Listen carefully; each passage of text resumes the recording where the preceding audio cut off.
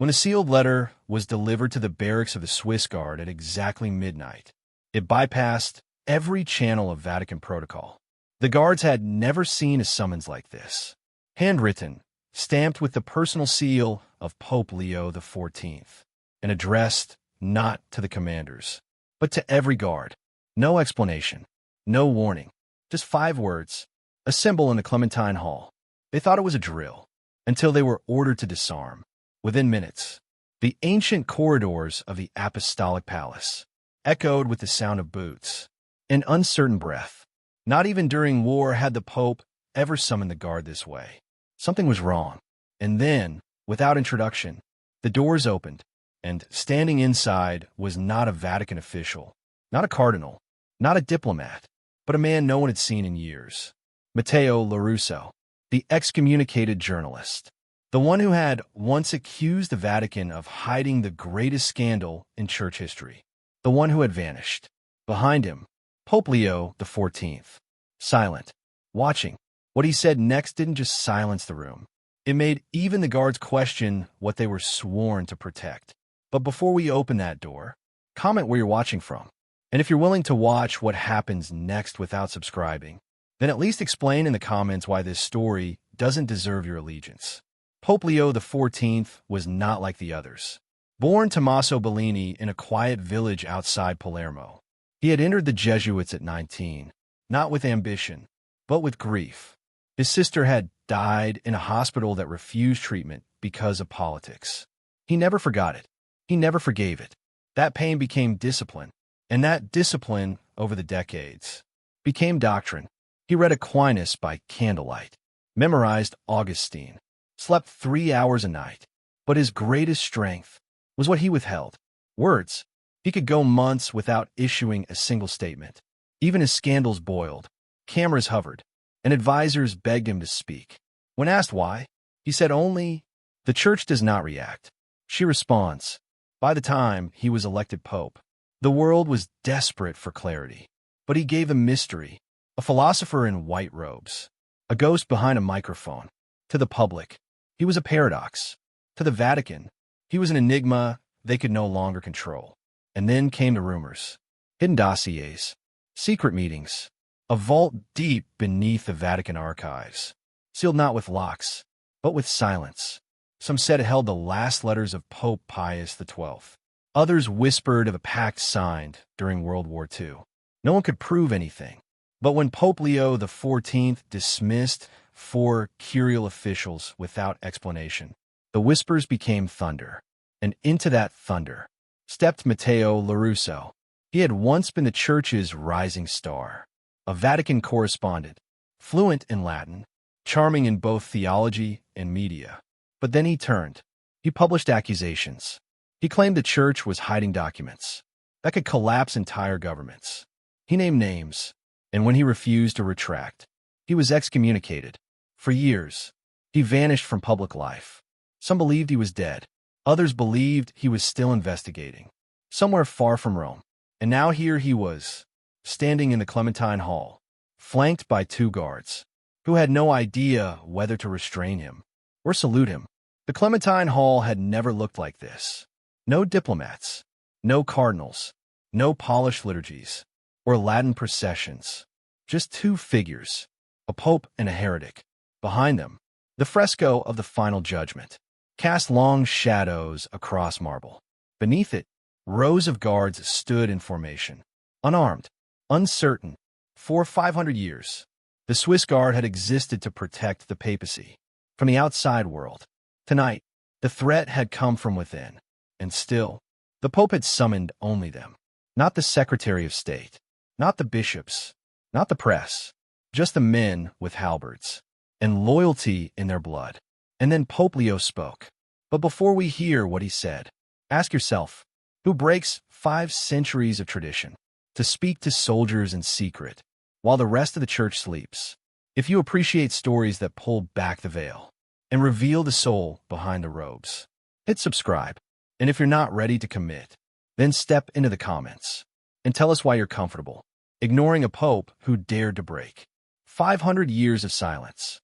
Matteo stepped forward slowly, eyes fixed on Pope Leo XIV, as if measuring not the man, but the weight of what this moment represented. The guards stiffened instinctively, unsure whether to intervene, but the Pope raised one hand, not to stop, but to allow.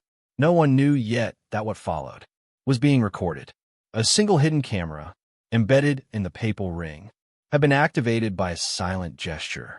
Whatever was about to be said would not stay locked in these walls forever. Matteo stopped just a few feet away and spoke first, his voice steady, but edged. "Your Holiness," he began, "I asked for a private audience. Instead, you summon warriors in armor, as if I came with a sword." He gestured to the rows of guards around him. Is this the Vatican's idea of dialogue? Or has the age of secrecy finally decided to play theater? There was a pause, long enough for the insult to settle. Then Pope Leo spoke, his tone measured, unhurried. "Armor is not always for battle," he said. "Sometimes it is for witness. Sometimes it is for prayer." Matteo tilted his head slightly, unimpressed. Prayer? From a man who once lectured on logic at Heidelberg. A small murmur rippled through the room, quickly silenced by the Pope's response. "Reason and prayer are not enemies, Matteo. They are twins. One cries out in confusion. The other waits in silence." The former journalist smirked. "Then tell me this. If truth is your goal, why hide behind steel and scripture? Why summon soldiers when the church is bleeding not from swords, but from ink and screens? Pages, not pikes, have done more damage than armies." Leo XIV did not blink, because ink can kill more slowly than steel, and screens can build idols faster than Rome ever did. Matteo's smile tightened. "That sounds like fear, not faith." The Pope took a step forward, not aggressive, but deliberate. His voice dropped, almost too quiet to hear. "Perhaps it is fear. Even Christ sweat blood in Gethsemane." Matteo faltered, just for a moment. Not visibly, but something in his eyes shifted. He hadn't expected vulnerability. Not here, not from this man. The silence stretched again. Thick, not empty. The kind of silence that has weight, as if the walls themselves were listening. This was not a performance. This was something else. And yet, they were only at the beginning. Are you starting to feel the tremor under this conversation? The subtle war beneath the words? Subscribe now, if you're ready to walk the rest of this road with us. Because what follows will demand more than attention. It will demand reflection. And if you're still holding back, at least confess in the comments. What's stopping you from joining this search for truth? Matteo's voice no longer hid its edge. The curiosity was gone. Now came a blade. Is the church still worth defending? Your Holiness, after the sins it's buried? After the children, the cover-ups, the silence dressed as sanctity? He turned, not just to the Pope, but to the rows of guards, standing stiff in their polished uniforms, trained to resist reaction. "You call these men protectors of the faith," he said, gesturing broadly. "But protectors of what, exactly? Dogma? Or disgrace?" A beat passed, and then Pope Leo XIV moved. Not dramatically, not with fury, but with the careful intention of a man walking into fire. He looked at no one, and yet seemed to be looking at all. "A garden," he said slowly, "must still be watered, even if serpents slither through it." His voice did not tremble. It did not rise, but it carried. "I stood in the ruins of a church in Aleppo," he said. "There were no pews, no roof, only ash and shattered glass. A child brought me a torn missal. It was the only page they'd salvaged." He paused. It had Psalm 23 on it. A murmur stirred in the back. One of the younger guards bowed his head. Another blinked quickly, jaw clenched. "I said Mass there," the Pope continued, "with bomb rubble beneath my feet and the scent of blood in the air. They didn't ask if the church had failed. They asked if it had forgotten them. And I told them it had not." He turned now, deliberately, to face the guards. "You were not sworn in to protect monuments or marble.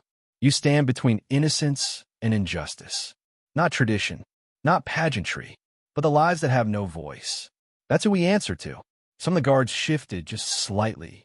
A few had fought in Swiss units before joining the Vatican. They had seen war. But this was different. This was a wound. not of the body, but of memory. And then Matteo laughed. Short, sharp. So now you're a martyr again, he said. Isn't it all just theater? The robes, the Latin, the silence? A choreography of guilt and illusion. The Pope looked at him. No anger, just stillness.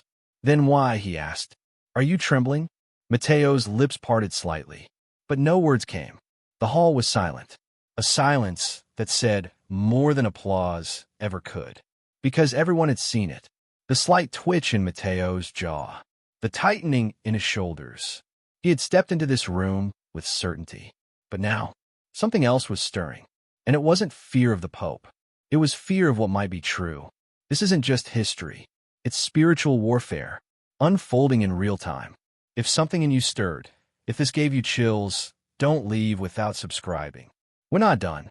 And if not, step into the comments and tell us, why does the trembling not reach you? Matteo's composure finally broke. The tension that had been simmering beneath his polished rhetoric now surged to the surface, no longer veiled in clever phrasing or ironic detachment. His voice rose, clipped, raw. So this is it, he said, stepping forward, his arms wide, eyes burning.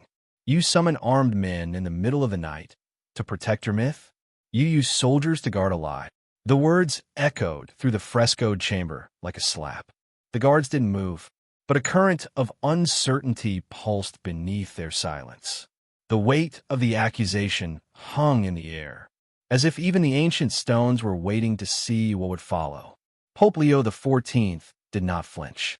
He did not react. Instead, he walked, one step, then another, measured, unblinking. Each step rang against the marble, like a drumbeat of judgment. And when he reached Matteo, standing now just a breath away, he did not raise his voice. He didn't need to. In the kind of voice one might use at a dying child's bedside, he said, I held a raped nun's hand in Uganda. She was 17.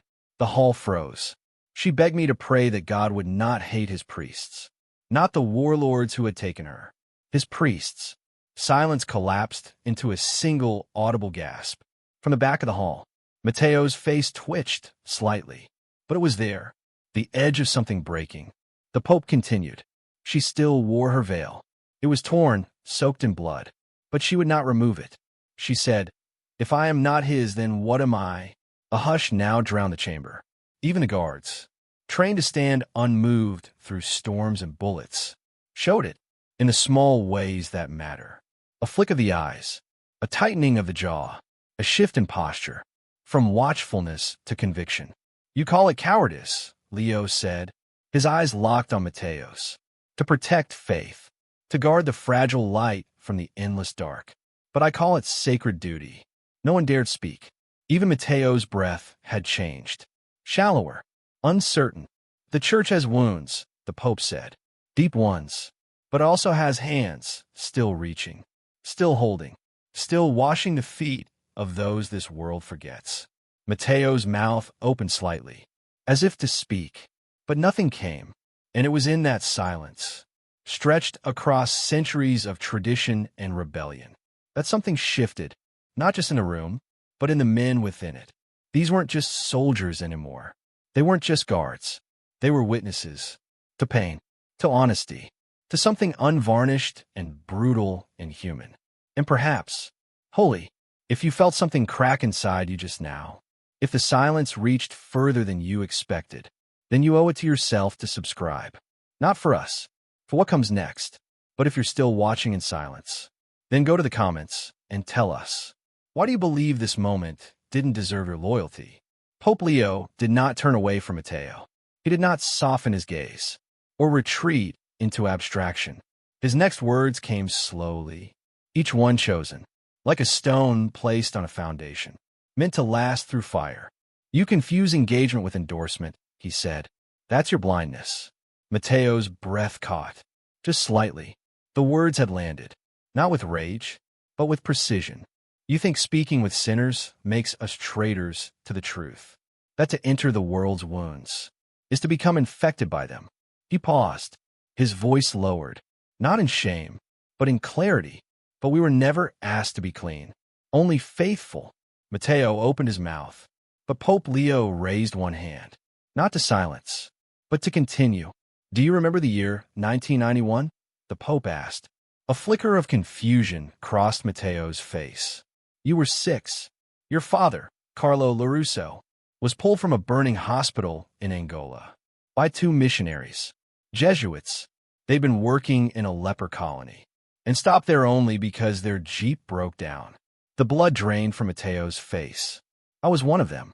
Now the hall was truly silent. Even the Swiss guards, trained in the art of immobility, showed it. Eyes widened, breaths held. Would have been a philosophical sparring match. Had now reached beneath the surface, straight into the bone. Matteo's mouth moved, but no sound emerged. You have made a career out of condemning the Church's failure, the Pope said, still calm. But would you rather your father had died than admit that goodness can live in flawed men? The question did not accuse. It exposed, like a mirror that reflects not just the face, but the soul behind it. Matteo said nothing, and still the Pope went on. Not for vengeance, but for truth. It is not hypocrisy to struggle, he said. It is hypocrisy to pretend you don't. He turned slowly, facing the guards again. You will hear many voices in the years to come, louder, angrier, more certain than truth could ever afford to be. But hold the line. Not for me, not for the Church as an institution. Hold it for those who haven't yet lost everything. For the child in Aleppo, for the nun in Uganda, for the man you will never meet, whose soul will tremble, because you stood between him and the abyss. Several guards had tears standing in their eyes now, not out of weakness, but recognition. The weight of duty had just shifted from obedience to conviction. And Matteo, he remained standing. But a man standing and a man remaining upright are not always the same, because now he was no longer fighting the Pope. He was fighting himself. Truth cuts deepest when it exposes us. If you felt it, if something inside you moved, don't let this moment pass without subscribing. But if not, then step into the comments and confess. What shield are you still hiding behind? Pope Leo XIV stood still for a long moment, not in triumph, but in the quiet gravity of a man who had carried too many confessions, buried too many innocents, watched too many lights flicker out, in places the world never bothered to see. When he finally spoke again, his voice had changed. No longer the sharp edge of confrontation. Now it was something softer, tired, but resolute. This was never about silencing a critic, he said. It was about awakening guardians. He turned, not to the guards first, but back to Matteo, the man who had come armed with indictments, armor made of doubt. We need you, the Pope said, not as an enemy, not even as a convert, but as one who still seeks truth, even if you shout while doing it. Matteo didn't respond, but he didn't look away. And for Pope Leo, that was enough. He turned now to the line of guards. Some older, some so young, they barely wore stubble. Soldiers who'd memorized centuries of ceremonial detail, now standing in the thick of something no manual had prepared them for. You were told your duty was to protect the Pope, he said, but your true duty is much harder. He stepped forward slowly, eyes sweeping across the room. You must protect those who cannot walk into these halls. The children hidden behind barbed wire, the mothers starving in silence, the believers in exile, the doubters in plain sight, the weary, the lost, the ones we fail to notice. Until it's too late. He raised one hand, not as a command, but as a final appeal. Let us build a church, he said, where warriors wear armor not to dominate, but to defend the voiceless, where courage is measured, not by how loudly we speak, but by how faithfully we listen, and where the first to kneel is the strongest among us. He lowered his hand gently, the gesture becoming a blessing, without fanfare, a quiet benediction, in a room now utterly still. No music, no trumpets, just the weight of truth, settling on every shoulder, and a question left in every heart. If you believe this world still needs defenders, men and women willing to stand in the breach, then subscribe now. Don't watch this and walk away unchanged.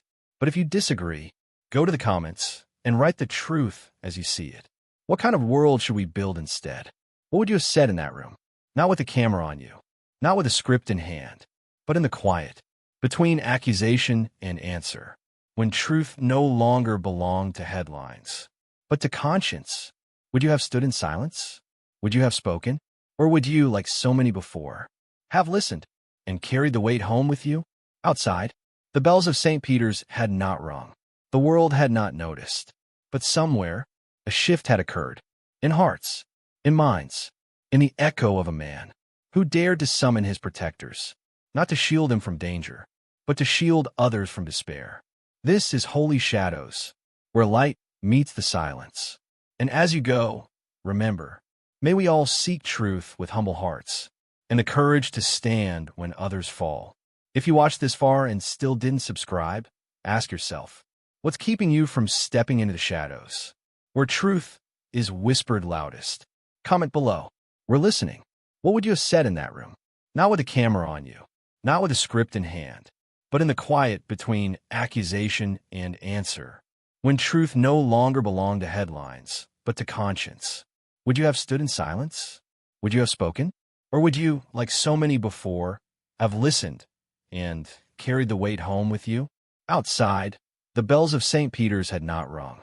The world had not noticed. But somewhere a shift had occurred.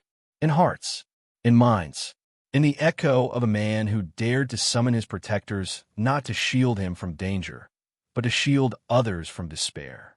This is Holy Shadows, where light meets the silence. And as you go, remember, may we all seek truth with humble hearts and the courage to stand when others fall. If you watched this far and still didn't subscribe, ask yourself, what's keeping you from stepping into the shadows, where truth is whispered loudest? Comment below. We're listening.